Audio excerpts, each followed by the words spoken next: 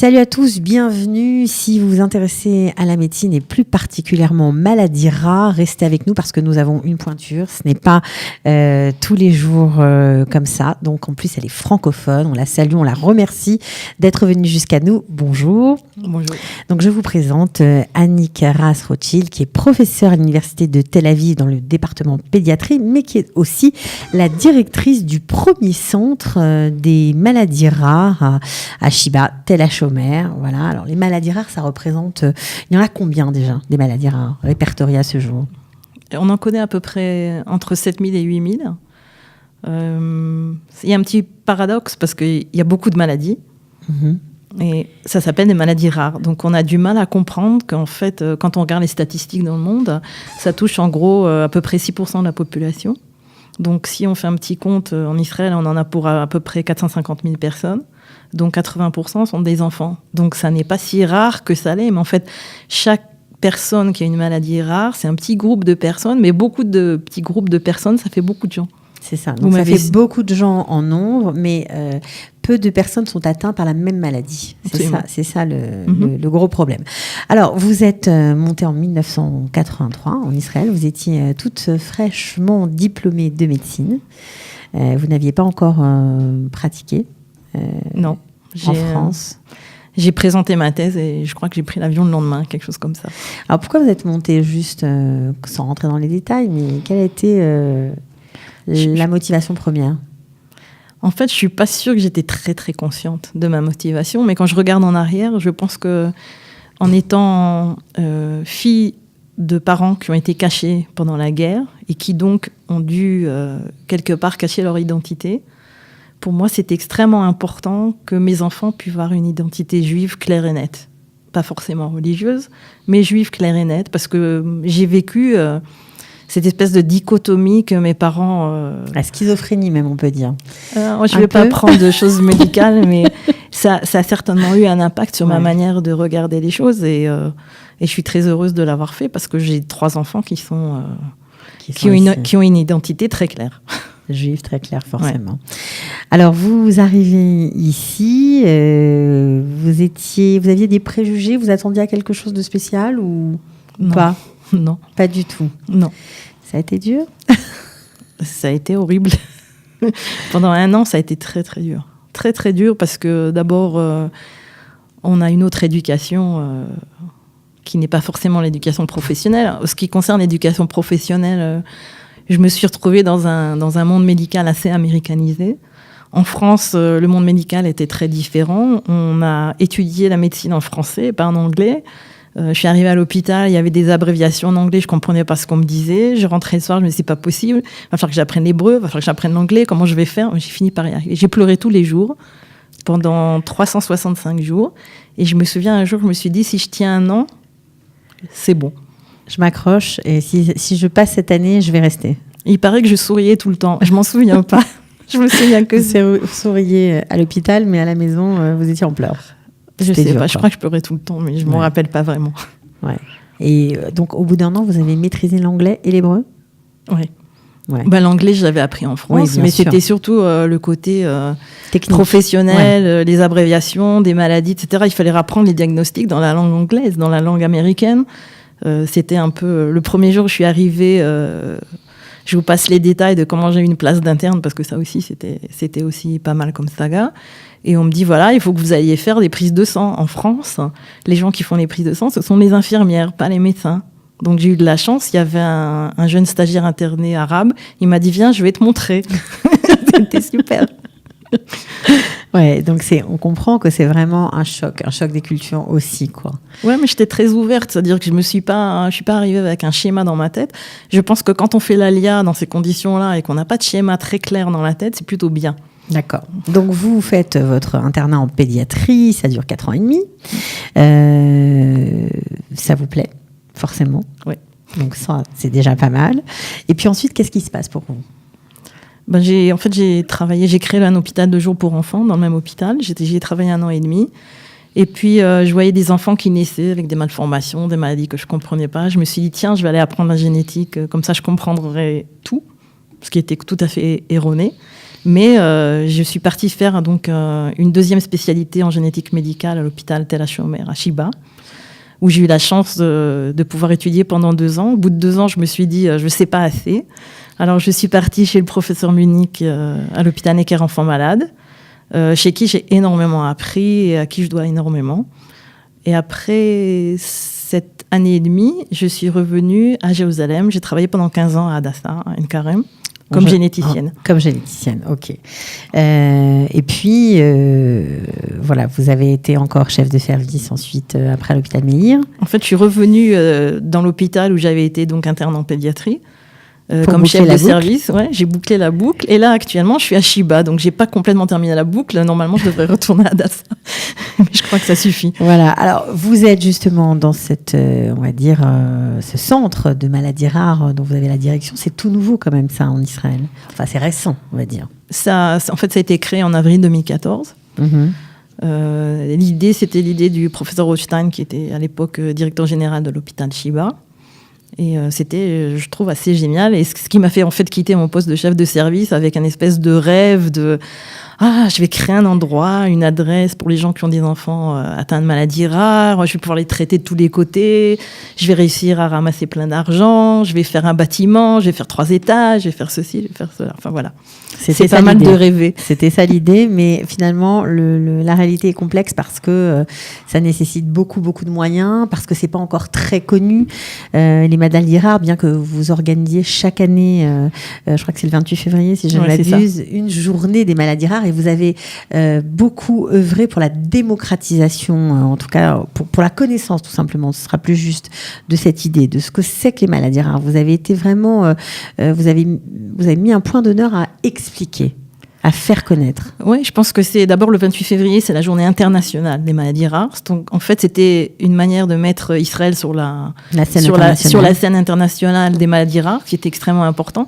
Cette année, par exemple, on a reçu la bénédiction, un petit film très gentil du directeur de Euroridis, qui est en fait une association l'association européenne des maladies rares. Nous disant super, etc. Enfin, je suis quelque part probablement très sioniste. C'était très important pour moi qu'on soit sur la carte. Et puis, il y a énormément de changements en Israël ces 10 dernières années. Il y a 10 ans, on disait maladies rares, on vous regardait de quoi vous parlez. Aujourd'hui, les gens savent de quoi on parle. Ça a énormément changé et je pense que, il y a encore beaucoup de travail à faire, mais les gens changent doucement. Ok. Alors, vous avez quand même une motivation. Vous êtes médecin, évidemment. Vous cherchez, vous voulez trouver, vous voulez améliorer la vie des patients, mais vous avez aussi une idée très touchante dans la société dans laquelle on vit, de la place de la différence. Est-ce que vous pouvez nous expliquer pourquoi c'est tellement important pour vous ? Je ne sais pas. Je pense que j'ai eu beaucoup de chance quand j'étais interne en pédiatrie. J'ai passé quelques mois avec le professeur Goodman, qui était un des premiers généticiens en Israël, qui était quelqu'un d'extraordinaire, et qui m'a appris à avoir un regard, on va dire, normal, ou un regard normal sur le différent. C'est-à-dire bienveillant sur la différence. Ne pas regarder la personne différente comme s'il était tombé de la lune, quoi. Il est là, il est différent, il a des choses à apporter dans notre société et on se doit, comme société démocratique, de donner sa place à chaque humain, qui soit, je sais pas, achondroplaste ou qui mesure 2 mètres. Il y a une âme à l'intérieur des personnes, il y a quelque chose que les gens donnent dans la société. Et ces gens-là ne devraient pas se battre comme ça pour pouvoir avoir leur place dans la société. Donc, si on peut aider les parents. Souvent, les parents, par exemple, qui ont un enfant malade, ils disent, avec la maladie de mon enfant, j'arrive à faire face. J'ai du mal avec le regard des autres. Et même en Israël, partout dans le monde, c'est pareil ? Je sais pas, je ne vis pas partout dans le monde, je sais pas. J'évite de faire des comparaisons parce que même à l'intérieur d'un pays, il y a des différences d'une société à l'autre, donc c'est pas. Mais en tout cas, c'est quelque chose qui vous touche et qui est important pour vous. Il y a aussi les problèmes liés qui vont tout autour de la maladie. Lorsqu'on a un enfant malade, bien souvent on doit prendre des jours de congé, on doit arrêter son travail, on a des impératifs à cause de la maladie qui a des conséquences qui peuvent avoir des conséquences dramatiques dans une famille. Ça change en Israël. Les politiciens ont un petit peu plus la notion. Certains politiciens ont la notion des maladies rares. Il y a des gens qui veulent changer. C'est vrai que s'il y avait une loi pour les maladies orphelines en Israël, ça pourrait peut-être changer et donner une réponse des politiques par rapport à qu'est-ce que ça veut dire d'avoir une maladie rare, qu'est-ce que ça veut dire un traitement de maladie rare, qui doit payer, comment on fait quand on le met dans le panier de santé, est-ce que ça doit être dans le panier de santé général ou est-ce que ça doit être dans le panier de santé peut-être différent. Le ministre de la Santé s'en occupe de ces choses-là. Maintenant, il en parle. Et ça, je pense que c'est un grand bond en avant que les choses soient dites. Au moins ça. Ok, alors dans d'autres pays européens, je parle de la France, que vous parliez du professeur Munich, il y a un bâtiment qui est consacré aux maladies rares. Est-ce que c'est un peu votre rêve ici, vous qui dirigez cet institut, on va dire, depuis peu de temps, puisque c'est très récent en Israël? Oui, je pense que c'est extraordinaire ce qui a été fait en France, ce qui a été fait à Necker, ce qui va être fait à Marseille, peut-être dans d'autres villes que je ne suis pas au courant exactement, mais je pense que c'est ça la réponse. Je veux dire, il y a la consultation au premier étage, il y a les groupes de recherche au deuxième étage, et il y a la société pharmaceutique au troisième étage. La réponse, c'est prise en charge holistique des patients, diagnostic, etc. Recherche pour mieux comprendre ce que ça veut dire chacune des pathologies, et la mise en marche de quelque chose pour pouvoir accéder à un traitement. C'est un peu le rêve, Alors, quand même. Ce rêve-là, est-ce qu'il est accessible pour vous? Pourquoi vous ne le faites pas en Israël? Je suis obligée de répondre. Bah oui, c'est obligé de répondre. Bah oui, obligé. Bon, je sais que c'est une question de moyens, j'imagine, mais c'est ça. Ça se fait doucement, voilà. C'est ma réponse. Ça se fait doucement. Elle veut pas être polémique. Non, j'ai pas envie. Mais vous auriez besoin de beaucoup plus de moyens. Peut-être qu'il y a des gens qui nous écoutent. Peut-être qu'il y a des... Je lance toujours des appels. On ne sait jamais, que ce soit des personnes privées ou que ce soit des institutions. Peut-être faire des partenariats pour essayer de le créer, ce bâtiment. Il faut toucher les gens dans leur cœur. C'est-à-dire que si quelqu'un... si quelqu'un comprend, parce que souvent les gens disent bon, c'est une maladie rare, qu'est-ce que tu nous prends la tête? Bon, c'est pas complètement vrai. Si on parle de 1,5 million de personnes et notamment 80% d'enfants, comme vous nous l'avez dit au début d'interview, ça fait beaucoup de monde quand même. Oui, ça fait beaucoup d'enfants qui souffrent, je suis pas la seule généticienne en Israël quand même. C'est sûr, mais vous auriez quelque chose de plus si vous aviez les moyens? Probablement, oui. Alors, avec ce bâtiment, vous mettriez l'accent sur quoi? Qu'est-ce qui vous tient vraiment à cœur? Qu'est-ce que les gens qui sont malades de ces maladies rares ont besoin? Je pense que l'information, dans une langue que les gens puissent comprendre. Quand un parent a un enfant malade, il veut comprendre. Il veut avoir le maximum d'informations. Il veut être relié à d'autres gens dans le monde. Il n'y a pas longtemps, on a eu une petite fille pour laquelle on a fait un diagnostic de quelque chose dont j'avais absolument aucune idée, grâce aux technologies génétiques, d'une maladie qui a été publiée en 2015. Donc c'est tout neuf.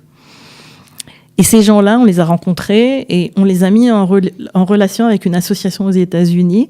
Et l'histoire se termine comme ça, c'est que les Israéliens qui étaient venus dans mon centre ont fait un lien avec une autre famille qui a la même maladie en Israël par l'intermédiaire de l'association américaine. Donc, ce qui est très important, c'est ce networking des parents, qu'ils parlent avec le networking des médecins, le networking des chercheurs, le networking des politiciens, et que tout ça arrive à fonctionner. Je pense que l'information dans un langage que les gens peuvent comprendre, c'est très important. Et les espoirs de thérapie. C'est très important pour les parents. Bon, alors, si vous nous écoutez et que, pourquoi pas, vous pouvez aider justement à la réalisation du rêve de notre professeur Annick Rass-Rothschild, voilà, qui rêverait d'avoir un bâtiment pour tout faire à l'intérieur, pour soigner les gens, pour faire de la recherche, pour avoir aussi, pour pouvoir se rencontrer, tout simplement, parler, expliquer, voilà, et sortir de l'isolement des familles, des enfants qui souffrent et dont on peut peut-être améliorer le quotidien. C'est possible? C'est demain, peut-être? Probablement. Moi, je suis plutôt optimiste, quelque part, parce que je pense que quand je regarde en arrière, les 10 dernières années, les choses ont changé de manière exponentielle, donc il n'y a pas de raison que ça s'arrête. Voilà. Puis en plus, on pouvait encore avoir une loi sur les maladies rares, ce serait la cerise sur le gâteau. Je suis pas encore à la Knesset. On ne sait pas, la vie est pleine de surprises. Bon, en tout cas, merci beaucoup d'être venu, de nous avoir parlé de votre parcours qui force l'admiration, franchement, je vous le dis. Et Beatzlacha pour tous ces enfants et pour tout ce que vous faites, bravo. Et merci de m'avoir donné l'opportunité de vous raconter. Eh ben, vous reviendrez quand vous voulez, le 28 février. Le rendez-vous est pris. On parlera bien sûr des maladies rares. Ok, merci beaucoup. De rien, à bientôt. Ciao. Au revoir.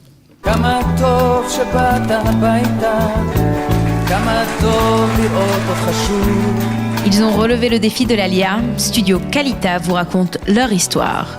Alia Story, c'est vous, c'est nous.